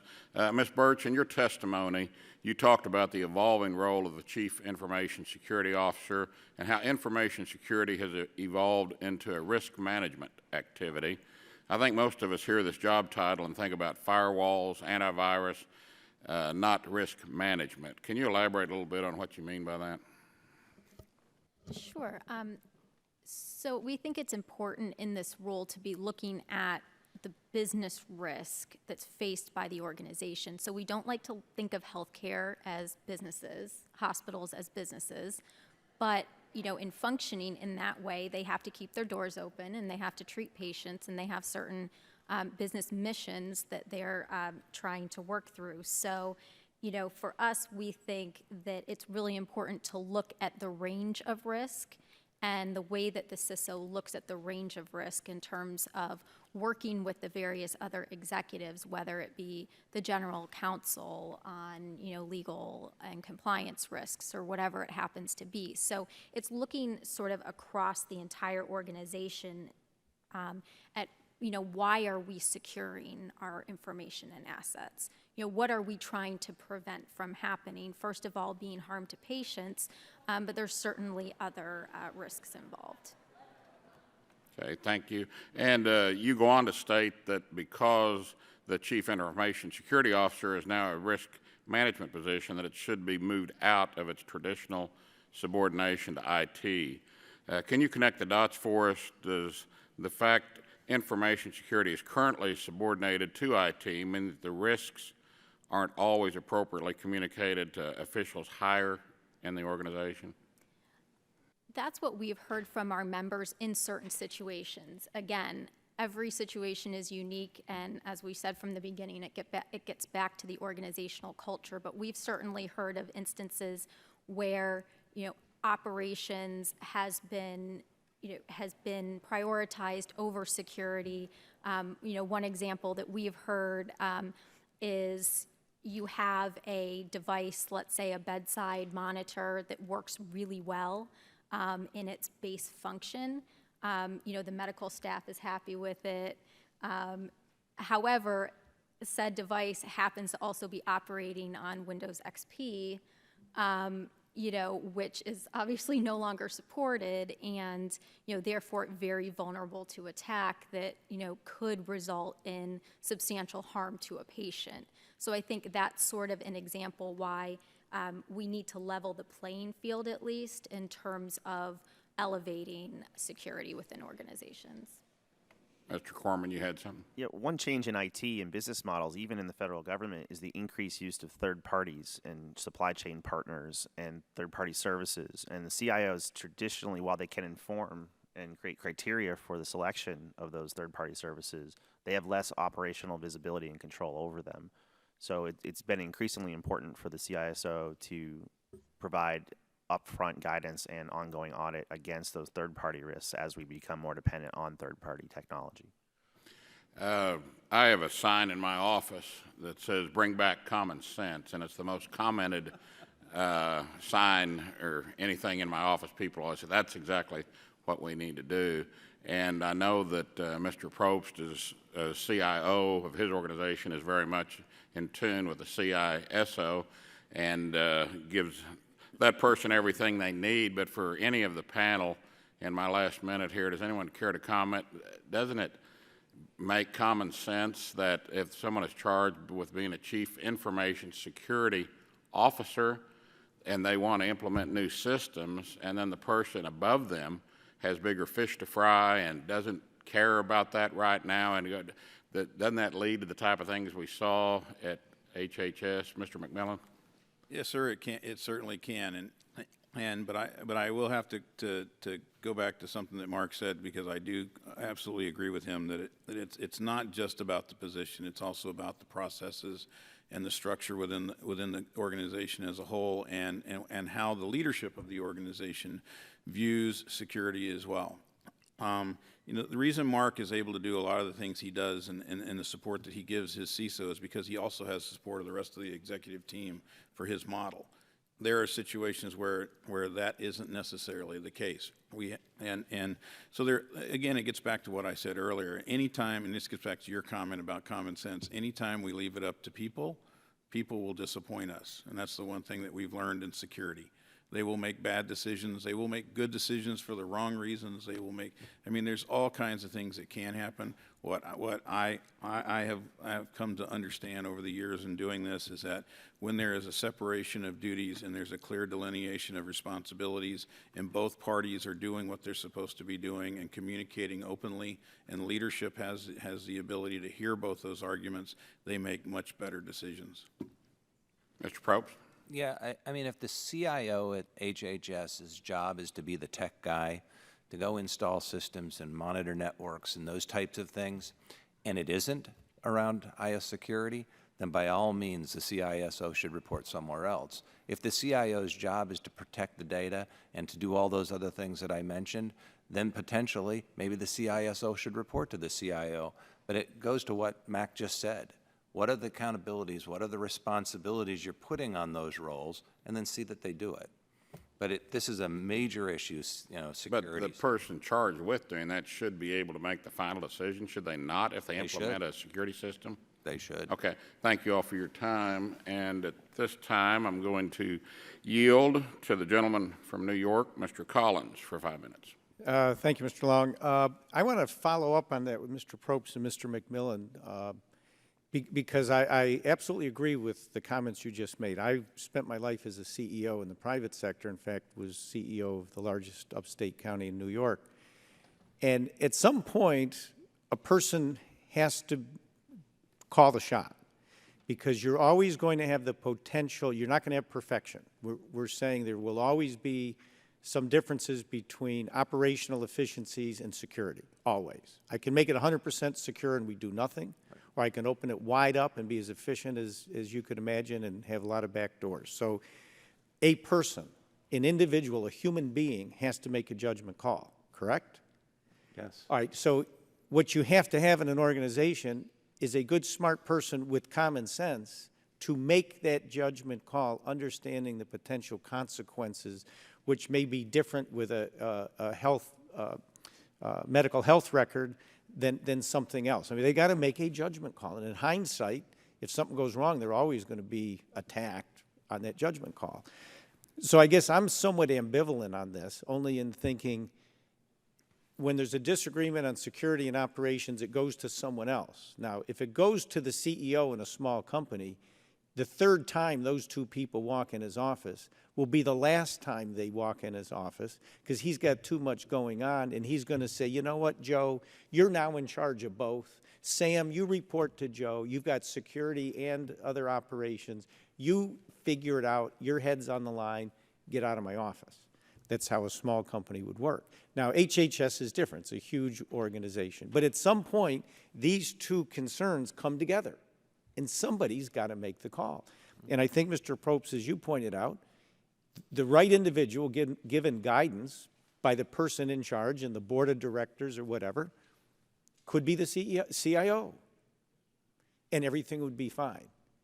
And on the other hand, if the organization is inept, then it would never be fine. So I'm just sitting here. At some point, Congress has a role to play.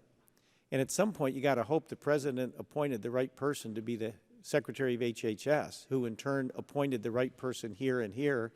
And I just have to wonder sometimes, is it Congress's role to get into the operational structure of an administrative department? Or do we need to just trust that smart people are in government? I mean, what would you say to that, Mr. Probst? Should Congress be micromanaging at a CIO, CISO level and writing job descriptions?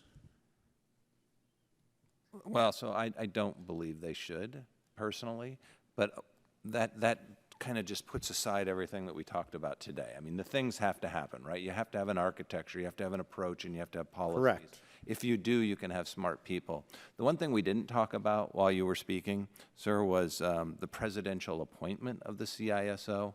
That concerns me a little bit as well, because now you're going to politicize a really important role.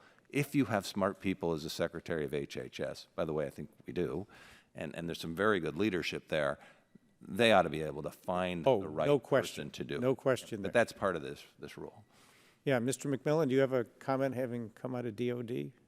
I agree with that as well. I think again it gets back to the having all the different components. And you're right. If you have the right structure, if you have the right expectations in terms of how we do things, then you're right. Smart people can make good decisions, and they'll do responsible things. I think it's a combination of all those things, but even so, there is, my experience has been that there does need to be that open communication with respect to managing risk. And there have been countless situations where the IT organization, which ultimately at the end of the day is responsible for delivering services, has numerous pressures put on them to meet deadlines, et cetera. Things like developing software where we have to hit a deadline to meet software, but so we get rid of the regression testing, or we get rid of the security testing, and next thing you know, we have a piece of software out there that's got bloated code in it, or it's got insecure code. But we hit our deadline, right? So we didn't have any penalties. We can't let those things happen when we're talking about something as serious as this. And when you're talking about things, you get back to medical devices. You know, what we haven't talked about yet is why don't we have a solid standard for how a medical device has to be engineered and architected from the beginning? The FDA guidance is just that, guidance. The manufacturers don't have to listen to it. I think my time's expired. I appreciate that, and I just would conclude by saying we all, I think, know a person is ultimately going to have to make the call on the balance. It's a human being. Sometimes they make a mistake. In hindsight, people would always say they made a mistake. And we just need to recognize whatever we do here, we're not going to end up with perfection, and it's going to be a human being making that call between efficiency and security. Thank you all very much. It's been very interesting. Thank you, Chairman. Chair, thanks, gentlemen. And now recognize the gentleman from Indiana, Dr. Bouchon, 5 minutes for questions. Thank you, Mr. Chairman. I was a health care provider before I came to Congress, so this is kind of a pretty interesting issue.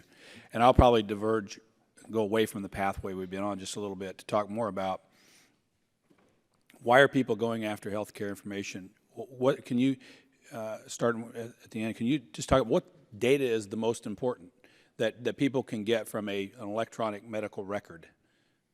Well, some of this is just the natural expansion of the dark markets and the criminal organizations when the street price of a credit card has plummeted due to a surplus from our rampant failures.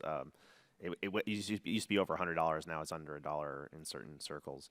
So they've migrated to other forms of assets they could turn into currency. A difference between a credit card and some of the healthcare records is I can get a new credit card, I can't get a new body. I can't get a new, so it's the durability of the information. But say, for example, though, that you're a patient, okay, and you have a specific disease. Why is that marketable? It's not as much the disease. A lot of the information there can be used to perpetrate bank fraud, check fraud, account takeover. It's not. Okay, so it's not necessarily the health information, like say you have heart disease or whatever.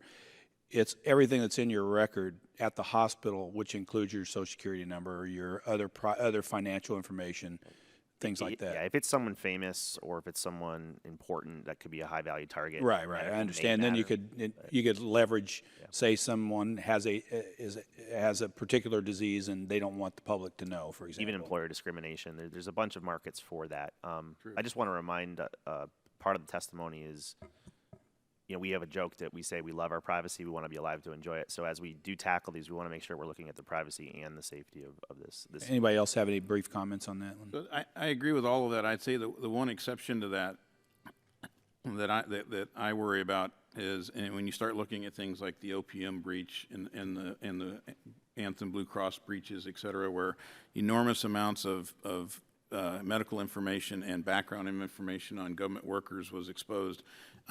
There are national or state actors out there who absolutely would like to know if we have medical conditions that are sensitive to certain individuals in our government and in certain positions in our military, et cetera. So there is time where medical information is valuable to certain other individuals, and it's not necessarily the cyber criminal who's looking to commit fraud or commit identity theft or those types of things. I don't think we can discount those things. They didn't steal 80 million records from Anthem Blue Cross for nothing. They didn't steal 23 million records from OPM for nothing. There was a purpose behind that. We probably don't know what the purpose is yet, but it's. Yeah, I just wonder whether, people can find out that I have high blood pressure. Which I do. Why do they care? Why would they care? You know what I'm saying? That's the thing I was trying to get at. Is it the other information? In certain circumstances, I understand that could be valuable information to people, right? But because it seems to me that the reason. And I think, Mr. McMillan, you pointed this out, that the focus is on now criminals going after health information. It's not the health information per se. It's the fact that now everything's being connected, and it's a portal through which they can get other information that in many other areas of our society, banking and other areas, those portals have been closed, effectively closed. They're never closed, but we haven't gotten ahead of it on the health IT side. Mr. Probst, you pointed out, exactly as a physician, it always drove me crazy if it took me very much time to get into the health record or not. So it's going to be a really easy, I put in my password and there it is, right? I can get into the entire system because that was the focus, right? So I'm just trying to get at, it's not necessarily that this is healthcare IT. It's a portal into people's financial lives and everything else. Is that true or not true? I think that's part of it. And we're talking about people stealing data and using that data for inappropriate things. But the whole concept of cyber terrorism is very real. If you think about healthcare as an infrastructure piece of our country, very key component of the infrastructure, cyber terrorism is very real, and it probably scares me more than even some of the data that's being taken. Okay. I got one more question, so briefly. Yeah, real fast. On that point, none of us in the room were really that concerned about the ransom aspect of Hollywood Presbyterian. We were concerned of someone like Trick, a former anonymous hacker who radicalized and joined ISIS. Someone like that could do a sustained denial of service attack. And any crisis, it's not even the deaths per se, it's the crisis of confidence in the public to trust these. Sure. So I guess the last question I have is then, so creating a separate healthcare ID for all of us based on either biometrics or based on a number or something versus some of our, our Social Security number, for example, would that improve the ability to protect non-medical information that's in our health records from cyber attack? Mr. McMillan? No, sir. If that information is still in that record and I can misappropriate those records, then I can still use that information. So I think what Mark was referring to, and I'll let him answer that, but I think what he was referring to is that if we had that unique identifier, then we could remove a lot of that personal information that today is in there just for the purpose of identifying the patient. So think of it as could be important. Think of it as the ID cards that veterans now have. I, as a veteran, and other veterans have, or as Medicare, Medicaid now have. They've taken the Social Security number off of those cards. Okay. Right? Why have they done that? Because it put that number at risk. Okay. Why do we have it in the health record? I'm over time, so I'll yield back, Mr. Chairman. Chair, thanks, gentlemen. Now recognize the gentlelady from Indiana, Ms. Brooks, 5 minutes for questions. Thank you, Mr. Chairman. I'd like to build on my colleague from Indiana's questions and allow each of you to answer and give your opinion with respect to his proposal or idea that Mr. Probst, you talked about earlier, having a specific identifier for healthcare records specifically. If you could each comment on what your views are of the pros and cons of that. Well, I actually completely agree with what Mr. McMillan said. I mean, it is our opportunity to reduce the amount of data that we have that then could be used for nefarious purposes. So by having that national patient ID, that's going to help there. From a clinical perspective, it's going to help massively because we want to be able to align our clinical data with the patients. And so the national patient ID has huge benefit from a clinical perspective. But from a security, I think Mac hit it perfectly. So the other benefit that a unique identifier for patients would provide is in the form of access control. As we expand our sharing of information into things like population health, where we're going to have disparate physicians and other individuals touching a record for different reasons at different times, the old role-based access control rules that we followed in the past are not going to be adequate anymore. We're going to have to go to more attribute-based access control type principles. When we have everybody or everything uniquely identified in the system, whether it's an individual, whether it's the patient, whether it's the physician, whether it's environmental factors, et cetera, I can now create rules that actually facilitate access quicker for that gentleman to get into the record that he needs to get into and assure the patient that he is the right physician that's looking at that information. So unique identifiers are beneficial. Thank you. Any further comments, Ms. Birch or Mr. Corman? Absolutely. The issue of patient matching and patient identification is something that HIMSS has been working on for a long time. We currently fund an innovator in residence at HHS and the Chief Technology Officer's office to look at perfecting algorithms and other ways that you can identify patients and match patient information. From the HIMSS perspective, we absolutely think there needs to be a national strategy for patient data matching. We don't believe that a unique patient identifier is the panacea solution for that problem. And we have, and given the short amount of time, we can certainly share the research that we've done and the arguments that we have that may not support a unique patient identifier, but we do believe that there needs to be a serious look taken at what are the new and emerging technologies around digital identity, what's right for healthcare. So we've, for a long time, been a proponent of GAO or some other group really looking at this issue, not from the standpoint of what's the right solution for healthcare, and it may be multi-solution. And thank you. We would be interested in receiving that research and seeing what some of those ideas are. Mr. Corman, anything you would like to add? Yeah, I would concur that it's not a panacea. As someone representing the security research community, often we place too many hopes in the efficacy of these things. I will say it is important as a principle to reduce your attack surface and reduce how many copies of these things you have and how they're come as you are, do as you please. So the less data you have, the less exposed you are. So that's a good principle. But typically when you do something like this, you're just simply moving the focal point of the adversary. So you'd have to take a more strategic and holistic approach. I also know there's some privacy concerns around the downside or unintended consequences of such things. I would, thank you. I'd be interested in knowing whether or not having what is proposed under this bill, 5068, would that help the federal government become more innovative with respect to security if we adopted, this proposal for HHS to create this new office specifically? Do you think that would improve the innovation? I'm all about innovation in government, and I'm curious whether or not this could actually help promote some more innovation in our systems. My immediate instinct is no. I think it's a very different role. It's going to be a more operational role for the agency as opposed to the genesis of new and holistic ideas for the industry. But with respect to security, and maybe I should go to you, Ms. Birch, you were talking about innovation, research, and work that's being done with respect to security. Is that correct? I was speaking to the importance of the security aspect in being foundational to the innovation work that's happening. So if you don't have a strong security architecture, patients won't trust sharing their information. You don't have the information to feed the research pipeline, and then you ultimately don't get to cures. So we think a CISO position within HHS that's empowered to work both internally and externally is critically important. Thank you, and I'm sorry my time, I yield back my time. Thank you. Chair thanks the gentlelady. That concludes the questions of the members present. We will have further questions, follow-up, and other members will submit them to you in writing. Ask that you please respond promptly.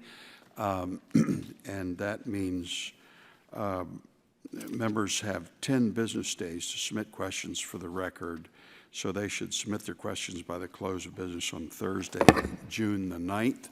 We will also be consulting with HHS and work collaboratively and bipartisanly, and we thank you very much.